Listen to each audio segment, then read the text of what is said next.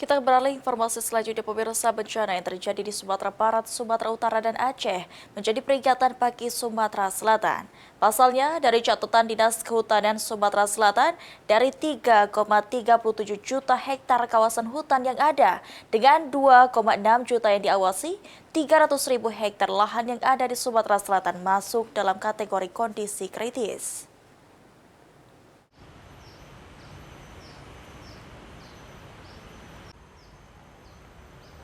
Berdasarkan catatan dari Dinas Kehutanan Sumatera Selatan, Sumsel memiliki kawasan hutan seluas 3,37 juta hektar dengan 2,6 juta hektar berada di bawah kewenangan provinsi. Dari luas tersebut, sekitar 300.000 hektar masuk kategori lahan kritis. Kondisi inilah yang membuat Pemprov Sumsel memperketat pengawasan, terutama setelah bencana di wilayah Sumbar, Sumut, dan Aceh.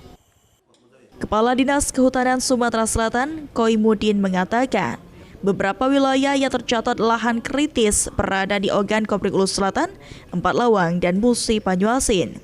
Penyebab utamanya didominasi alih fungsi lahan, pembangunan perumahan, serta pembukaan lahan yang memicu erosi.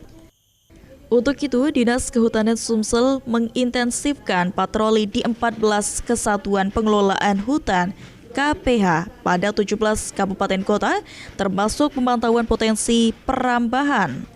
Setiap kepala daerah juga telah menerima surat edaran Gubernur Sumsel berisi peta lahan kritis yang telah dipetakan sejak Oktober 2025 sebagai acuan penghijauan dan pengembalian fungsi kawasan. Bencana tetangga ini kan menjadi warning juga ya, menjadi kewaspadaan bagi kita. Jangan sampai apa yang dialami oleh di Sumatera Barat, Aceh, Sumut itu jangan sampai terjadi di Sumatera Selatan. Maka dari itu kita perlu bersinergi dengan teman-teman UPT Kehutanan yang BPDAS, yang Balai Hutan Sosial, itu semua berkaitan. Kita tetap bersinergi bagaimana upaya-upaya mengantisipasi ini tetap jalan. Jadi ini Ditambahkan Koimudin, upaya rehabilitasi dilakukan melalui penanaman mangrove lebih dari 458.000 bibit bersama perusahaan, termasuk kegiatan penanaman massal dalam peringatan Hari Penghijauan.